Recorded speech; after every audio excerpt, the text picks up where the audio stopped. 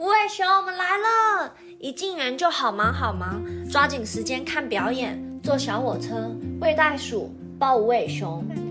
是什麼動物園有這麼多活動可以參加？近期內容會詳細介紹我們在黃金海岸的種種經過，每個景點都會做成單獨影片，讓你完整的體驗到一天的行程，並且先幫你避雷，讓你在安排行程的時候少走些彎路哦。準備好和我們一起探索可倫賓動物園了嗎？讓我們一起感受澳洲動物的魅力吧。To where we go, to where we go, sun on the trail and the sky says go. To where we go, we go, we go. To where we go, we go, we go. To where the road leads, to where the road leads. Kelly， 我是兔耳貓，今天来到我最期待的環節——抱無尾熊。我比較了3家能抱無尾熊的動物園：可倫賓、天堂農場和由鱷魚先生創辦的澳洲動物園，最後選擇了可倫賓，因為它離黃金海岸比較近，無尾熊數量不但多，而且你每花的1塊錢都會投資在動物上。在出發前，我們還發生了件小插曲，我忘記確認票了。我前天很晚的時候在整理今天的行程，發現網絡上訂的票沒有發給我。我大概1個多前就把票買好了，當時也忘記要查票，我們2個就只能等旅行社開門了以後再電話聯繫他們。原本我想趕第1場的彩虹吸蜜鸚鵡餵食秀，但在園區付停車位時卡一直刷不過，我擔心再繼續刷卡會被凍結，那之後的行程就真的完蛋了。我們2個就把車停在附近的居民區，沿着海邊悠閒地晃了過去。海邊第1排果然都是豪宅。黃金海岸真的是名不虛傳，金黃色的沙灘乾淨到一個漂流木都沒看到，沙子非常的細膩，抹在身上就有一種磨砂膏的功效。不敢想象夏天來這裡度假該有多好玩。在等旅行社開門的期間，我被一家照片拍得很好的餐廳吸進去了。整片落地窗很有感覺，我們坐的位置視野非常的好，2個人抬起頭全部都是風景。店員還很熱情的幫我們開窗，可是今天風有點大，就只開了一個小縫縫。我點了份大份早餐，有麵包、薯餅，我的最愛，培根、香腸、蛋，還有豆豆。水波蛋煮的有一點熟了，切下去蛋黄都不留。豆豆是只要點大早餐都一定會有的菜，偏偏我最不喜歡豆豆，每次都感覺像從罐頭裡面倒出來的。威爾的蛋也是熟的，但是我還是會再來，因為它就是很正常發揮的餐廳。最加分的就是這個位置的這個景。如果下次我再來可倫賓動物園，而且是和新的人來，那我還是會選擇他家。等一下就要去抱無尾熊哦。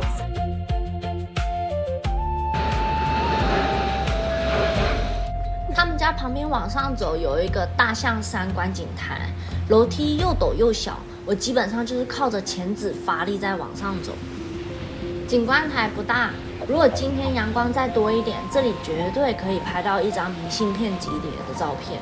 旁邊的望遠鏡不用投錢也可以用哦。我也一直說他看不到，我就開玩笑說，嘿，這個可能只有女生能用。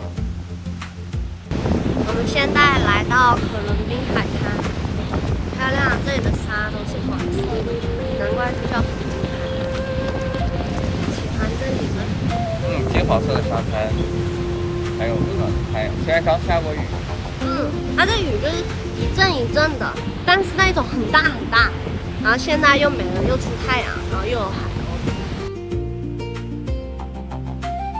旅行社終於開門了，準時9點打電話過去確認一下怎麼回事，核對沒有問題了以後，他們再重新寄了一封郵件，我就可以去看無尾熊啦。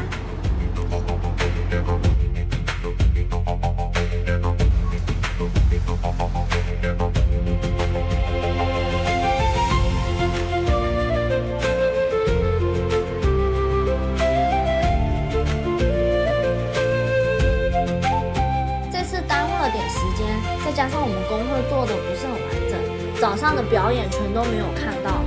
因為一進去，小火車馬上向我們招手說要發車了，我們兩個就稀里糊涂的上了車，不知道在哪站下，又一路坐到終點站，讓我勾起了布里斯本遊湖2個小時的回憶。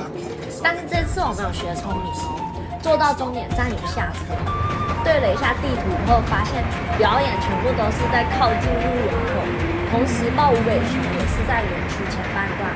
我們想在上火車的時候，火車已經再見了。有聰明，但聰明的不多。園區非常的大，首先最先看到的是動物醫院。可倫賓動物園是一家非營利機構，在這邊救助的動物在康復後都會被重新野放。它可以說是全世界最繁忙的野生動物醫院之一了。營運完全依靠動物園的門票和捐款。這也是其中一個為什麼當初想來這裡的原因，都是花錢的項目，來這裡可以功德加一。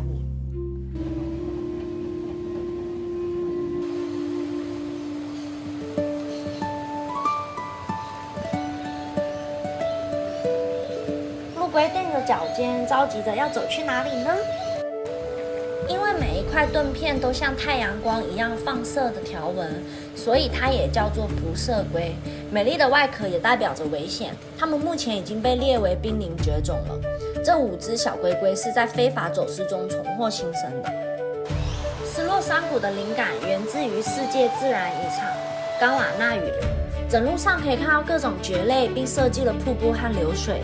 沿路上可以看到小熊貓、猴狐，還有水豚。他把各個大洲的動物集結起來，並放在象徵岡瓦納雨林的園區，想透過這樣的方式傳達曾經這塊土地上覆蓋着相同的古老雨林，而他們的祖先也在很久以前一起生活過。如今後輩們都各奔東西，各自演化了，但這裡還在唱誦着那段古老回憶。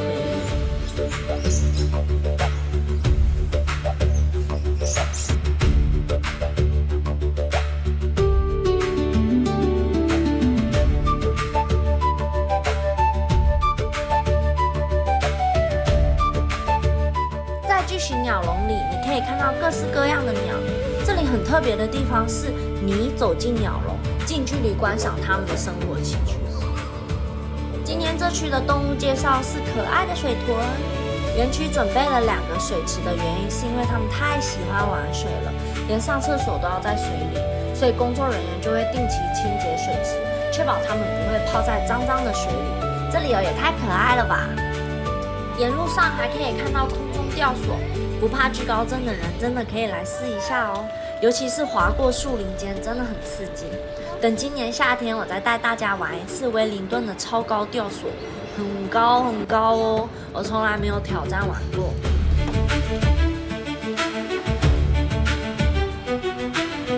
這是我們在鱷魚池裡面發現的偽裝小鱷魚，這麼大的池子裡面關了一隻蜥蜴，希望它明天還在。這才是我印象中鱷魚的樣子，它叫做黑頸鶴，有夠大隻，目測頭身子的話應該有160公分哦。同時，它也是世界上體型名列前茅的大型涉禽之一。涉禽的意思就是喜歡在淺水灘、泥沼或者是水邊漫步，並且在水裡尋找食物的鳥類，比如白鷺鷥。跟白頸鶴養在一起的還有頭頂上的蝙蝠。我一直以為蝙蝠都是住在無光的洞穴裡面呢。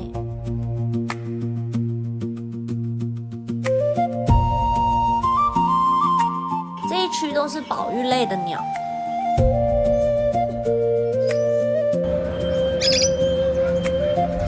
入園前會發一張豹無尾熊的時刻表，豹無尾熊的地點就在入口附近。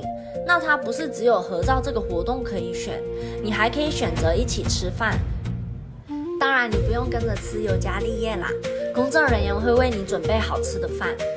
當然，抱無尾熊的過程非常的短，抱完讓你摸2下就結束了。今天被安排上班的無尾熊們一直在罷工，工作人員只能用食物誘惑和不斷安撫，基本就是一隻只被抱了幾次就要讓它回家，然後再去樹上把另一隻叫過來。而這整段過程都是採取自願模式，因此才會讓整個拍照流程非常的緩慢。唉，好希望我也能在這種環境上班哦，想上班就去，不想上班還會哄我去上班。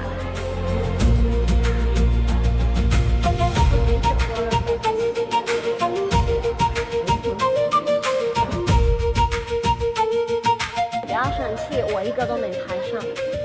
那你剛才幹嘛？因為我叫人眼追蹤，他追蹤那個女的，然後我一直按取消，然後那女的大臉就懟着我，你一個鏡頭都沒有。剛剛威爾告訴我說，哦，你等一下拍我抱袋鼠怎麼樣的鏡頭啊，然後站在什麼角度，我說好，沒問題，交給我吧，我那麼厲害。結果嘞，一上去，基本上都沒拍到。無尾熊的英文是 koala， 這是土著語，意思是不喝水。因為大部分時間下，身體所需的水分都來自尤加利葉。那這麼可愛又具有代表性的無尾熊，竟然是濒臨絕種動物哎！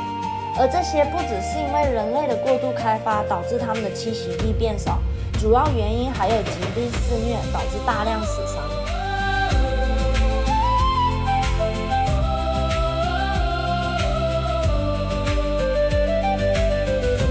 大部分的時間，它們都是昏昏沉沉的，因為主食尤加利葉並不能提供很好的養分，熱量非常的低，而且還有毒，所以大部分的時間，它們會進入關機模式，並把身上所有的能量留給盲腸去消化和解毒。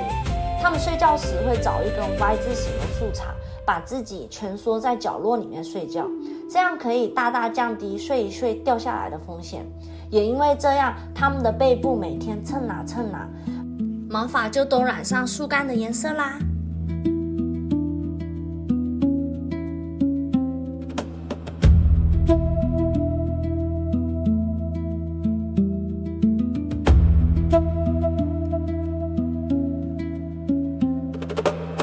那你可能会很好奇，既然尤加利树什麼優點都沒有，而我們現在又開始干預它們的環境，為什麼就沒有想過給它們改善伙食，讓它們更有活力的過每一天呢？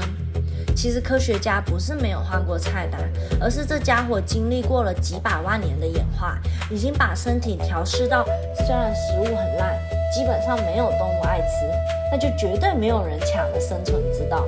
如果這個時候強制餵食蘋果啊、香蕉等等這些熱門水果，它們的消化器官反而會崩潰，導致死亡。無尾熊就像是一台被改裝成只能加柴油的特殊老車，如果你今天好心幫它加了985鉛汽油，那它的引擎就會瞬間爆缸。在了解完無尾熊這麼多故事後，看到一個這麼蠢萌的瀕臨絕種生物孕育出了新的生命，真的感嘆大自然的奧妙。小無尾熊就在媽媽的背上伸出它的小爪爪，賣力地吃着樹葉，把我們都融化了。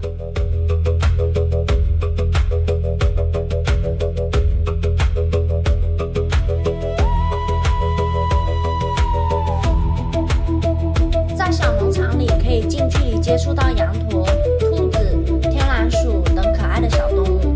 因為我一直對羊駝有種莫名的恐懼，我很怕它吐我很臭的口水。直到現在，我還是沒有摸過羊駝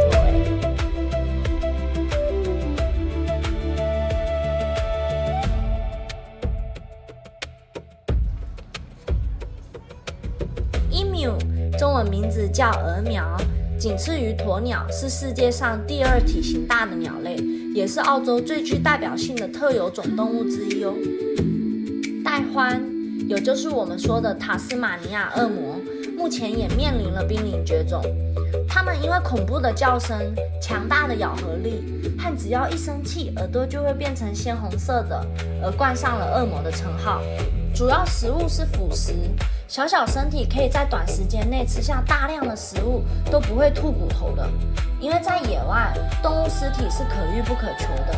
加上塔斯馬尼亞惡魔非常不擅長長時間奔跑戀物，因此一旦找到食物，它們就會開始暴飲暴食的來儲存能量，基本上就是全吃，皮呀、骨頭、毛髮全吃，從不打包。雨傘，我有雨傘，對，有雨傘幹嘛？趕快拿出來啦！哦。在袋鼠園區可以看到有夠慵懶的袋鼠。你就算靠很近很近，它都不會移動一下屁股。過慣了飯來張口的日子，基本上就是你要追着它們餵。更資深一點的還會躺着吃，你要送到嘴邊，它才會勉強動動口。而這邊常常擠滿了人，絕對是被寵壞的啦。小袋鼠雖然可愛，但是它們很怕人，沒有摸到好可惜哦。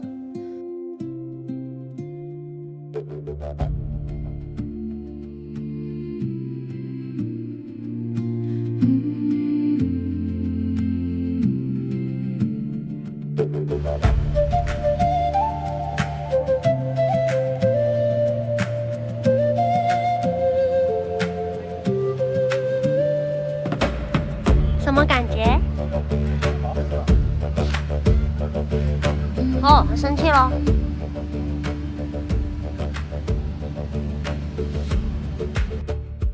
土著表演是我很推薦的必看之一。他們會用白色的顏料塗滿全身，然後用舞蹈表現打獵啊、祭祀、生存的歷史。手上的回力鏢就是打獵時必帶武器。我最喜歡的就是後面的低音炮，它竟然是一個空心的樹幹呢，名字叫低基里杜管，是世界上最古老的吹管樂器之一。很佩服樂手可以一直吹，而且聽不到換氣的聲音。低音轟炸，再搭配上土著語，感覺就像來到了一個很神秘的國度。他們正在用他們的音樂訴說着地球的歷史。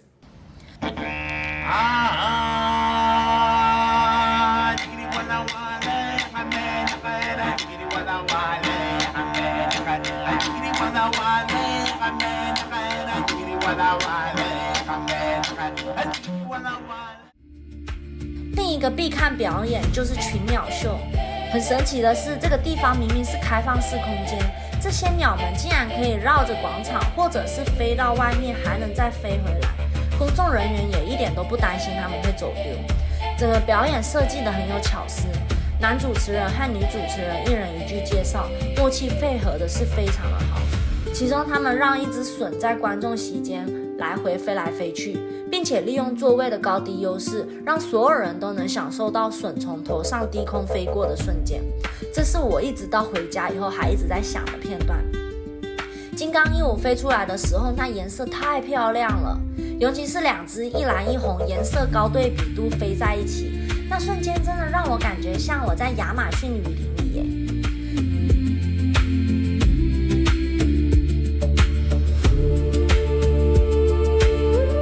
我們參觀了夜行性爬蟲館，裡面有各種蟲、蛇，還有澳洲跳鼠。反正就都是我不喜歡和很害怕的動物。這裡我就全程閉眼，你們自己慢慢看吧。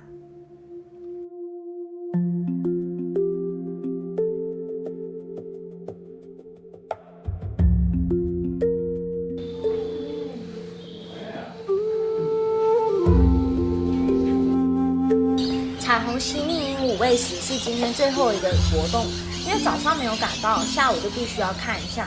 我的天哪，超級吵，應該有超過50隻，高分貝一直嘰嘰喳喳，嘰嘰喳喳。我和威爾當下就只想趕快離開，一點餵食的心情都沒有。不要看它們很漂亮哦，其實非常的兇悍。